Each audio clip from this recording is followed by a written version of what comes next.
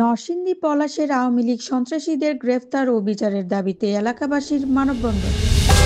আসসালামু আলাইকুম। Bengal TV news room থেকে আপনাদের সাথে সংযুক্ত হয়েছি আমি মৌসুমী আক্তার সুমি। এতক্ষণ শুনছিলেন সংবাদ শিরোনাম, এখন বিস্তারিত।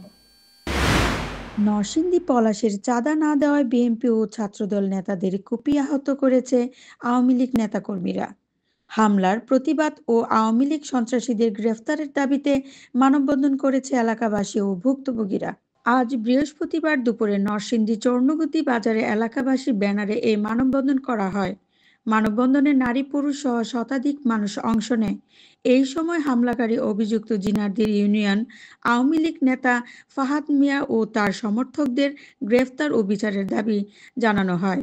মানববন্ধনে বক্তারা বলেন, জিনারদি ইউনিয়ন বিএনপির যুগ্ম সাধারণ সম্পাদক আনোয়ার হোসেন তার জমিতে রোপণকৃত কয়েকটি গাছ ৩,৪০,০০০ টাকা বিক্রি করেন। গাছ কাটতে গেলে আওয়ামী লীগ নেতা ফাহাদ সালাউদ্দিন ও তাদের সমর্থকরা বাধা দেয়। একই সাথে গাছ বিক্রির অর্ধেক টাকা চাঁদা দাবি করেন। অনর্থে গাছ কাটতে দিবে না বলে হুঁশিয়ারি দেন।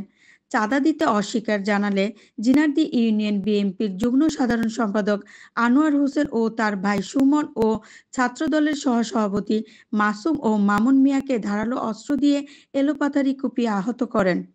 পরে তাদের উদ্ধার করে হাসপাতালে নিয়ে আসলে সেখান থেকে তাদের অপহরণ করে নেওয়া হয়।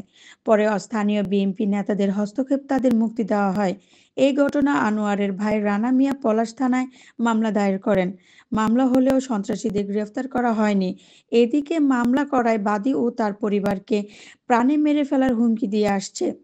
ফলে নিরাপত্তাহীনতার ভুগছে ভুক্তভোগীর পরিবার।